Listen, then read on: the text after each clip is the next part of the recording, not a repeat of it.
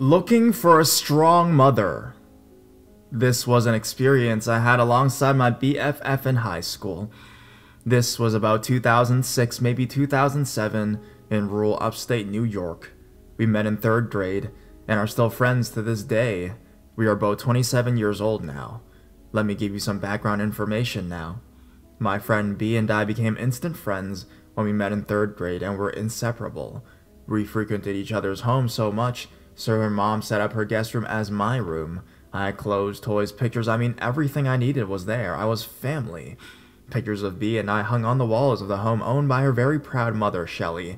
Shelly always wanted 2 daughters, and loved me so much, so that considered me her second daughter, I guess. Now on to the meat of the story. Again, this incident took place when B and I were sophomores in high school. Her mother was divorced and dated a few different men, meeting some off sites like eHarmony. She had been speaking to a man for a few weeks, gushing about how manly and charming he was. She was really excited and always showed us their profiles before she decided to go on an actual date with one of these men. She would always say, "I need my daughter's stamps of approval." One night, she called us to her room and showed us this man that she had been talking all about. His profile was simple, as one would imagine for a middle-aged man in 2007 on eHarmony. Their headline read, "Looking for a strong mother." I made a joke about his odd placement for caps and just how strange a way to start out, but we moved forward. It told of his metalwork background, his love of cold steel, and his work in a foundry that kept his icy heart just warm enough in quotations. I was honest and told her it sounded off, but he was handsome, sporting black well-groomed hair, a beard, strong jaw, ice blue eyes, and relatively fit body for a 40-something-year-old man. I did stress on the weird vibe. Then B joked how Shelly always picked out the antisocial ones, and we laughed knowing this wasn't wrong. Shelly's brought home some weird stories, but what do you expect meeting men online? We told her to go for it, so they planned on dinner. It was a haul for him, about a 2-hour drive. He was driving to our location, where they would then take one car into town. B and I helped Shelly pick out her outfit, helped her with her hair and makeup, and then went back upstairs so she could have some time to herself before the long night.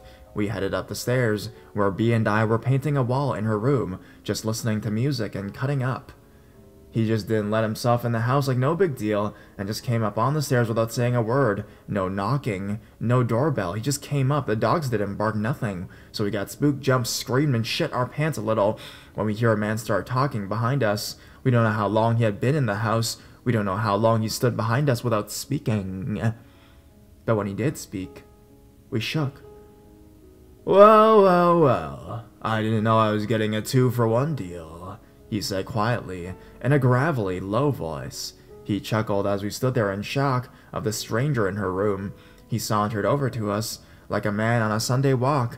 The smell of cigarettes filled the room, as if Rod Serling himself was standing in the corner, explaining our situation to the audience for our own personal episode of The Twilight Zone. Right then, I noticed how much this guy looked like the guy in the picture Shelly showed us, except he had salt and pepper, not jet black hair. His eyes were not ice blue, but black, not brown, black. It was like this guy was like 100% pupil. Are you? I was interrupted by Shelly shouting, "Who got hurt?" She must have thought we were horsing around and one of us got hurt. This was normal for us, because we goofed around a lot. She was jolted at the sight of this man blocking her from us. He turned around just as soon as she reached the top of the stairs, and he held his arms out and said, in a way less low tone than he used earlier, "Shelly, you look beautiful." I knocked and no one answered. I hope it's okay I let myself in. "These are your girls? They're beautiful, like their mommy." I never forgot how he said mommy. It felt dirty. B and I both side-eyed each other and stepped down off our step ladders. We were both very in tune with each other. If I felt weird, I knew she did, and we felt the odd air of the room. Shelly glanced away from him and at us, who were behind him, looking at her with wide eyes, both kind of shaking our heads side to side in disbelief. Shelly looked back to him.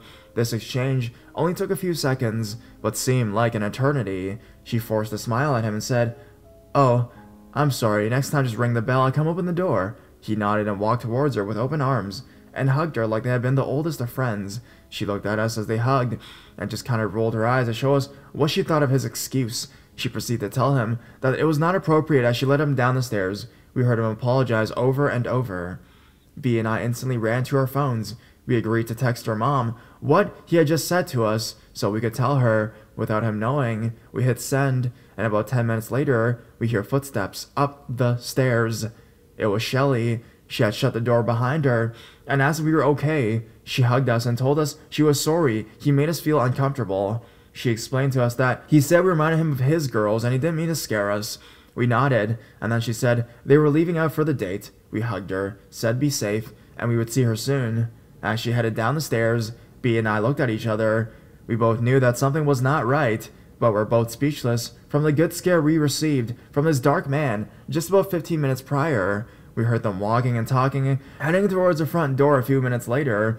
Shelly shouted up the stairs that she loved us. We both yelled back that we loved her, and then the door shut. We instantly started talking over each other, saying the same things. B spoke over me. He laid that charm on so thick as he saw Mom. B exclaimed further, and did you see his eyes? What the fuck was that? He looked so much like the guy from the pictures, but not exactly. We both concurred on our feelings about the stranger, his scent, his demeanor, his voice. He was like something out of a classic stranger danger advert. Again, we agreed to text Shelly how we felt. She thanked us and told us it seemed to be going well and that she would let us know that she was safe every hour. B and I were freaked out, and even more so that Shelly was not. It was like a weird spell he cast on her. It was odd, but we wanted to thank the best for Shelly and that she was excited for this guy, I guess. She texted us every hour until she got home. Her last text said, I'm okay, but officially freaked out and coming home now. Be home soon. We got freaked and paced around until we saw headlights pull into the driveway. It had been about 5 hours since she left, and about an hour since that last text. We were inside with the lights off, watching through the side window, trying not to be seen, when the motion sensor light flooded the yard, and light fell onto the driveway. A truck flew into the driveway. The passenger side door flung open before the truck was at full stop, and Shelly's feet were on the pavement just as fast. She waved at the driver and kind of jogged to the door wide-eyed. She reached the front door, turned, and waved the truck off. She had her house key ready in hand. She wasn't waving with. She unlocked the door and slid inside the safety of the house. Keep the lights off. Let's go upstairs, Shelly said, as she locked the 2 deadbolts in the chain. Not once looking at us, we headed up the stairs behind her. We walked into B's room and looked out the window, down the truck, still, and parked out front with the lights on and engine running. As we all stared at the truck, Shelly told us the ordeal she went through. Long story short, he had made reservations at the wrong restaurant, so he suggested they go buy some food and have a picnic-style dinner at a local park. Shelly didn't do well outdoors. She was an office woman, so she declined. However, he had just drove so long to get there, and then hit her with, "You kind of owe me." And Shelly said that made her feel bad, knowing he drove 2 hours. So when he mentioned that he had a vacation home he could take her to at close by, she agreed. She said they got to the house and it was nice enough. Log cabin, only about 35 minutes from our town. Shelly said he kept talking about how easy it was to get her alone. He also kept saying he likes strong mommies because they have such fight, but she caved. This made her skin crawl. This wasn't the man she thought it was. This also wasn't the man in the picture, and Shelly slowly started to realize this. Shelly then said she asked for a ride home due to her feeling ill. He wasn't the happiest, but he complied and stopped cooking and started looking for the keys she knew he had in his pocket. He then started asking her about our girls, referring to myself and B. This freaked Shelly out so bad, she said she was going to get someone to get her. He didn't like that, and he found his keys instantly. Once they were out of the house and in the truck would not start, so they had to move to his work truck. Shelly was visibly shaken and couldn't take her eyes off the truck in the driveway as she spelled the story out, post haste. She said there was a garage that he said they had to walk around the house to hop in the work truck. She said she felt like she had no choice but to play it cool and just agree to go. She hopped out and walked around the house, and there indeed was another garage with a truck in it, the same truck that we were all currently staring at, just sitting in the driveway. It smelled like bleach and metal, Shelly whispered. She told us on the way home. He just kept asking about us. What did we do that she didn't like? What got us spankings? What were the naughty things we got in trouble for? What would she do without us? And the one question to scare you out your pants as a parent: would you sacrifice yourself for our girls? Shelly said she stared at him in awe and disbelief, and then he just laughed. She got more and more concerned as she noticed the surroundings in the back of the truck she was riding home in.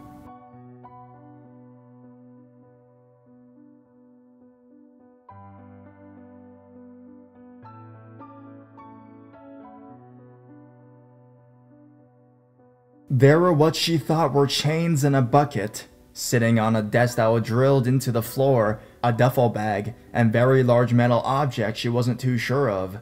This is when he started to pull out pictures on his little flip phone that he had of us. He must have found Shelly's Facebook, and he took pictures of our pictures and had them on his phone, waving it around, telling Shelly what a strong, good mother she had been to us, and she should be proud of what she had accomplished. Had in quotations, I don't know why. By this time, they were pulling into the driveway, and Shelly was done with his shit. He was just about finished when he saw the truck lights turn off. Shelly immediately picked up the phone and dialed the sheriff and told him quickly that there was an unwelcome guest outside our home. Being in such a small town, the sheriff not only went to school and graduated with Shelly, but only lived 3 doors down. Just as we see this guy getting out of his truck with a duffel bag, we saw the sheriff whip up behind him. The man panicked and literally threw his duffel into the truck and tried to back into the sheriff to get out. When he realized he was blocked from the rear, he went through the yard. He could not believe her eyes. The truck peeled out, taking some of the lawn with it. The sheriff came to the door to check on us and told us he had units down the road waiting for him. We all shared a collective good cry and rejoiced in our safety. It did, however, create some paranoia issues in the next couple weeks due to the fact we didn't know how long he was in the house when he just let himself in. Did he put cameras anywhere? Did he mess with food in the house to hurt someone? I mean, it was bad, but we worked it through. We never heard anything about him getting caught, and we did occasionally receive eerie messages on Facebook, 2 of which we knew were him, but we put that out of our minds. Haven't heard anything from or about him since about 3 months after the incident, when the last message was received. It had been about 11 years since the incident, and we still talk about it when we can. So old dude from eHarmony, let's not meet ever again.